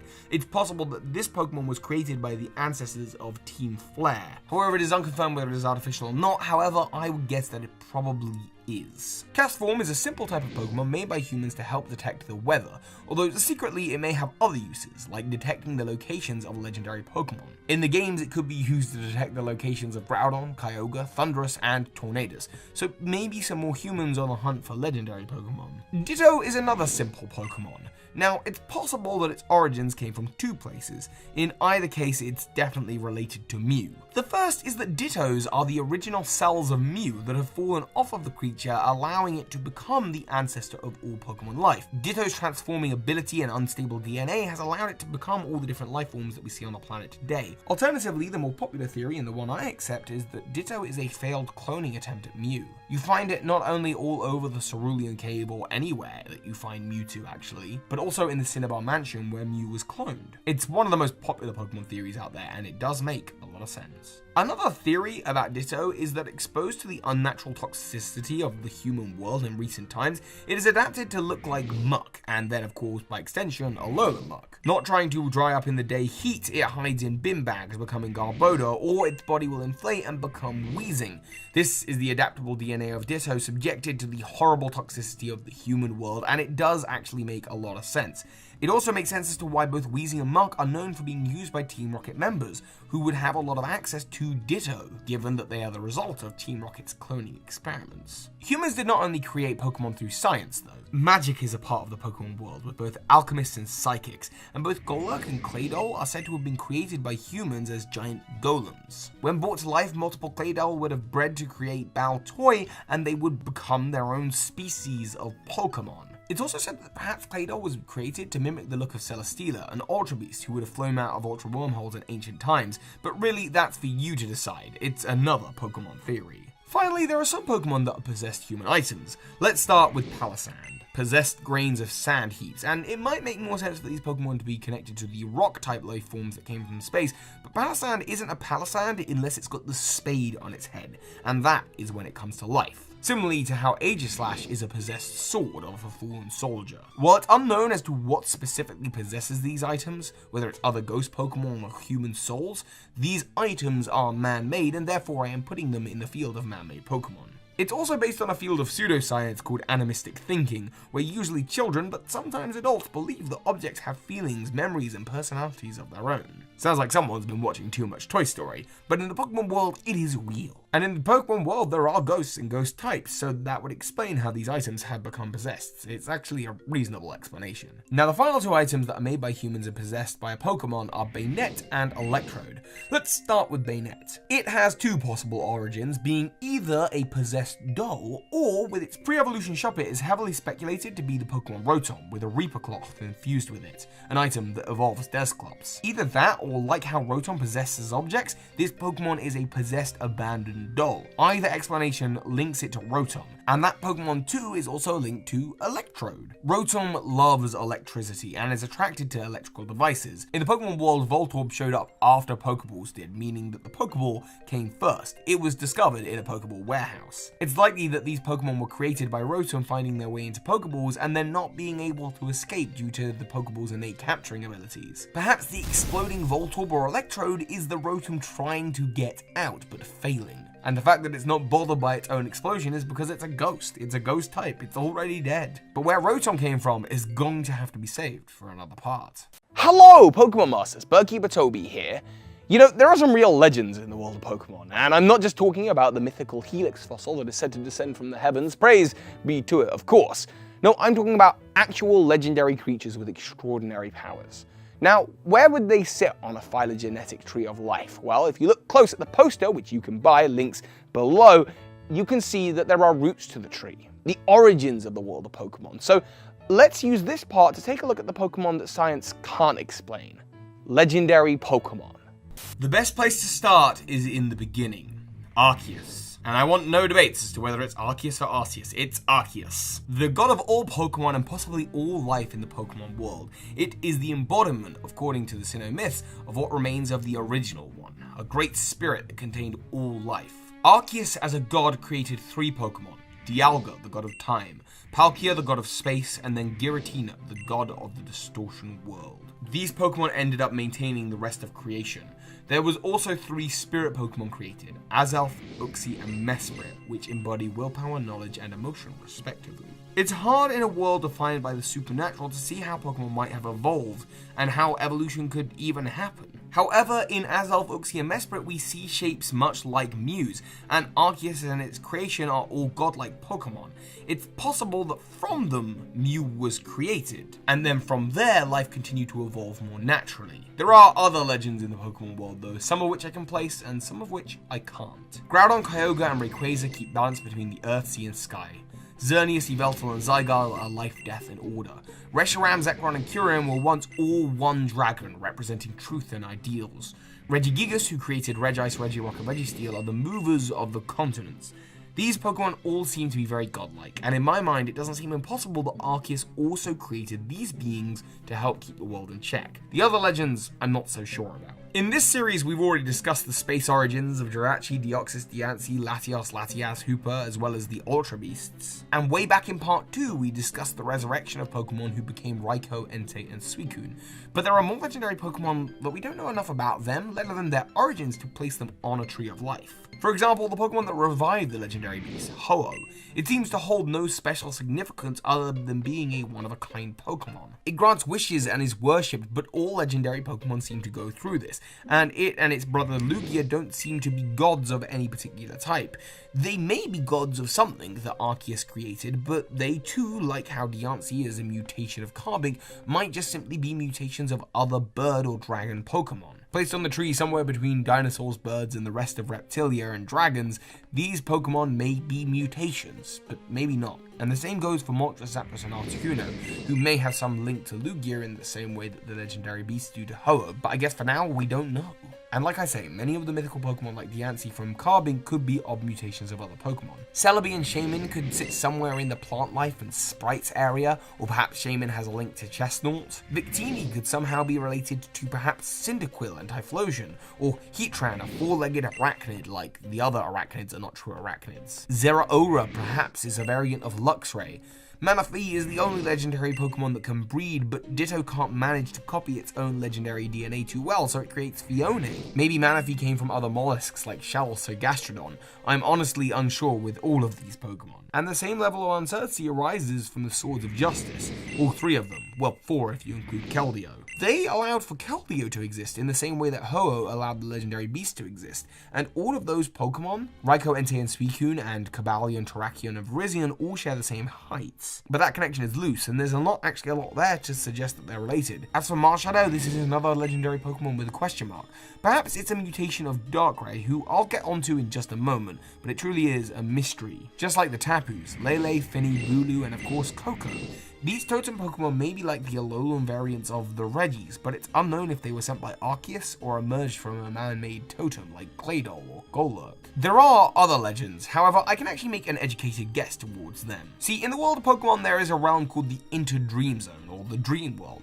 It's an actual place in the world of Pokemon, and it's where Landorus, Thundurus, and Tornadus seem to have come from. There they have their original Therian forms. This is also the place where perhaps the Luna or Dream duo, Darkrai and Cresselia came from too. One being able to bless you with dreams that are peaceful, and one cursing you with nightmares. Now then, Pokemon Masters, there are 3 more Pokemon species that I have to talk about in this part, and the first is a species known simply as the Unknown. They are mysterious, and individually they are weak. They are just symbols, letters, but when put together, they have an extraordinary power. Theorists across the internet have come to an agreement that these Pokemon may very well be the code that holds together the Pokemon universe. In the Sinjoto ruins, they help Arceus in writing the code to creating a new Giratina, Dialga, and Palkia. The noise of the Azure Flute, the item that summons Arceus, is the noise of the Unknown, and when they come together, they have unspeakable power. The Unknown came from the alternate dimension, not an Ultra Space, not the Interdream world or Distortion world, but no, the alternate dimension. Perhaps our world. A world that writes codes and scripts for video games with symbols. Perhaps the Unknown are the video game manifestation of the code that we use to write the very games. That's very meta, but perhaps they created the egg that inside had the spirit that then manifested into Arceus and all the rest of life. The idea that all life came from this egg as well explains the Sinnoh myth suggesting that Pokemon and humans used to be as one. Perhaps I'm overthinking. Maybe Ultra Spaces were also created by unknowns, or perhaps they have their own kinds of unknowns that take on different letters and shapes. One thing we do know is that they do have a lot to do with the origin of our universe, and they too have been exploring our Pokemon world. While usually they are found in ruins huddling together, there's also another Pokemon that can be found huddling in caves. Wobbuffet, or rather their pre-evolution Wynaut. These Pokemon huddle together for protection, and we know from Wobbuffet's Pokedex entry that Wobbuffet isn't the Pokemon, its tail is the Pokemon, and its tail looks a lot like the Unknown. On top of that, the Unknown and Wobbuffet are right next to each other in the Pokedex and are both psychic Pokemon. It seems very possible that Wynaut and Wobbuffet are bodies created by certain Unknown to help it explore the Pokemon world. Certainly, they don't resemble anything that they could fit on a Tree of Life. So that's the Unknown and the Wobbuffet line. But now there's the third and final Pokemon I want to dedicate this part to, and it's not a legend either. Going back to what I said earlier, this series is about the evolution of Pokemon life, how a Tree of Life works. However, in our world, the Tree of Life started a lot less complexly than with a completed life form like Mew. Rather, it started with single-celled organisms that mutated over time, and this is where I think the psychic Pokemon Reinculus comes in. Pokemon I have missed. This Pokemon is a psychic type and represents two things, a single-celled organism and an embryo, which is another basis for Mew. My theory is that the Unknown created the egg with Arceus. Arceus helped create the universe and its spirit became everything, including other legends that it created in Mesprit, Azelf, and Uxie. These Pokemon created Mew, and then Mew cells shed. Similar to the theory about Ditto, except here it makes more sense being Reinculus, a Pokemon that shares a little bit more in common with Mew, actually being a psychic type that looks like an embryo, and the simple-celled organism that is Reinculus, that then evolved in the same way that life evolved on our planet. However, a variant of it still exists today in modern-day Reinculus. Hello, Pokemon Masters, Birdkeeper Toby here, and welcome to what is not the final part of this series, just the final part for now. And that's because new Pokemon are getting discovered all the time, and when the time comes, I'm sure I'll cover them and add them to the phylogenetic tree, which in its most complete form is available in the links at the top of the description. It truly helps me out in making more series like this. But for now, for this part, I want to have a look at the few Pokemon that I've missed, usually coming from human beings. And what about trainers like you and me? Where do we fit into this? Let's take a look. Well, mythology and Pokedex entries support the idea that people can become Pokemon. A young boy woke up one day and found he had become a Kadabra. 9 wizards came together and became a Ninetales. And dead people have become Gengar, Frostlass, Yamask, and Phantom.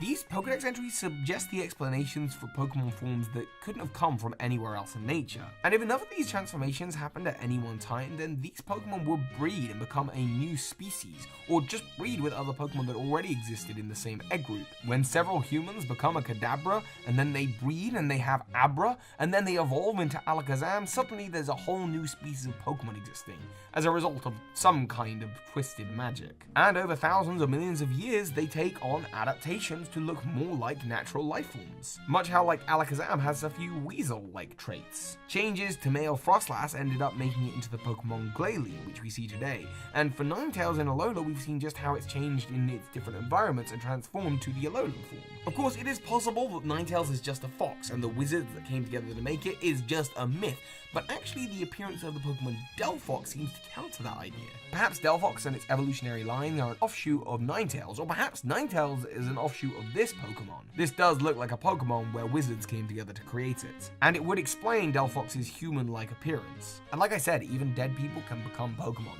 There's Gengar, Yamask, so Cofagrigus in this case, and Phantom, which becomes Trevenant. The world of Pokemon is a very mystical place. There are a few other spirit Pokemon, and these are harder to place. Sableye, Chandelure, Mismagius, Drifloon, Rotom, Mimikyu, and Dusknoir. These are all spirits of some kind, but no one knows if they're the spirits of dead humans or dead Pokemon. Certainly, their appearances seem to be spiritual in nature, and they definitely wouldn't be anything that would go on the evolutionary tree. Spiritomb is the final and great example of this, being told that its origin is made up of 108 angry spirits. Now, it's possible that these spirits and the spirits that make up Sableye, Chandelure, Mismagius, Drifloon, Rotom, Mimikyu, and Dusknoir are all the spirits of people, but I'd actually lean to them being the spirits of Pokemon, but I didn't know what other part of the series to put them into. This is because you can find a Spiritomb at New Marville, where as the lore goes, they were trying to harvest the life force of Pokemon to power their technology. There's even a sign in New Marvel that tells you not to bring your Pokemon to work. Then again, the life force of Pokemon and humans is just infinity energy either way. The same energy that made up the original one that was Arceus, which explains how humans and Pokemon, according to Sinnoh myth, were once one and the same. It wasn't because people evolved from Pokemon in any particular kind of way, it's because the energy that makes them up is the same thing in the world of Pokemon. Now let's dissect that a little bit more. Humans and Pokemon used to be the same, but how is that possible? Where do we all fit into this? But Pokemon Masters, none of that actually answers the question. What are people in the Pokemon world? According to the Sinnoh folklore, people and Pokemon used to be one and the same, but that's not a Pokemon. I'm not a Pokemon. You're not a Pokemon. Are you? Let's take a closer look. Well, as I mentioned in the part about plants, life in our world evolved so that we have plant life, animal life, fungi, and bacteria. They are all different strains of life. But in the Pokemon world, we have Arceus as God and the origin of this tree. But Arceus is merely the manifestation of energy known as the Original One, according to Sinnoh myths. My belief is that first came the unknown from the alternate dimension, perhaps even from the human world, turning from letters that we used to create the Pokemon video games into Pokemon themselves. They created the egg containing the Original One, a life force and energy. That egg hatched and life force went out and created the Tree of Life as we know it here on the human in real life world, with humans and other animals, bacteria, plants, and fungi, as well as a creature known as Arceus, the first Pokemon. All of this life made up of the same original energy. Arceus then created the other god Pokemon, including Uxie, Azelf, and Mesprit. They created Mew in their image, and their Mew cells shedded from it, and became the template for the rest of Pokemon life. This whole extra variation of life, which if you were looking at our world, you'd have Animalia, including humans, bacteria, which in the Pokemon world still exists with an extra bacteria called Pokerus, plant life, as well as fungi, and we know there's special fungi in the world of Pokemon as well, like the type that take over the mind of Parasects, much like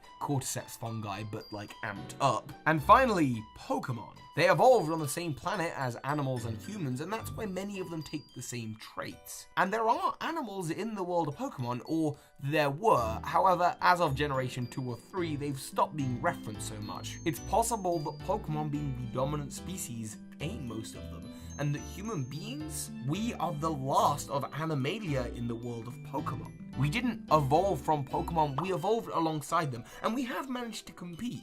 In the world of Pokemon, we even have some extra powers. There are psychic trainers who can levitate Pokeballs and ghost channelers who can see spirits. Humans have evolved ever so slightly differently in the world of Pokemon in order to compete with Pokemon life. Other powers that humans might have are people being able to jump really high, or survive electrocution rapidly, or being able to stay 10 without aging too much.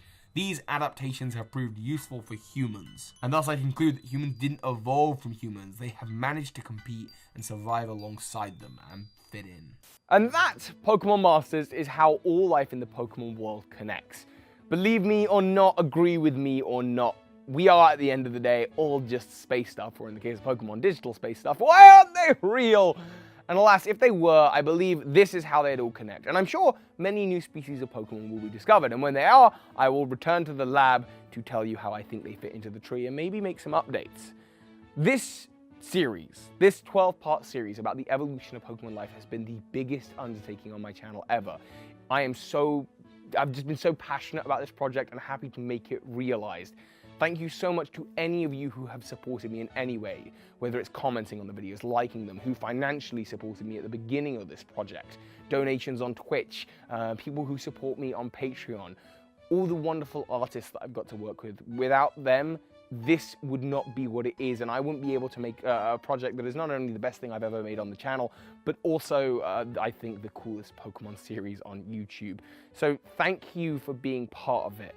And if you want to help support me in the long term for my future endeavors, you can always support me on Patreon, or in the short term, if you like, you can get hold of one of the posters for this series. They are, of course, linked below, and I know that I will be having one on my wall.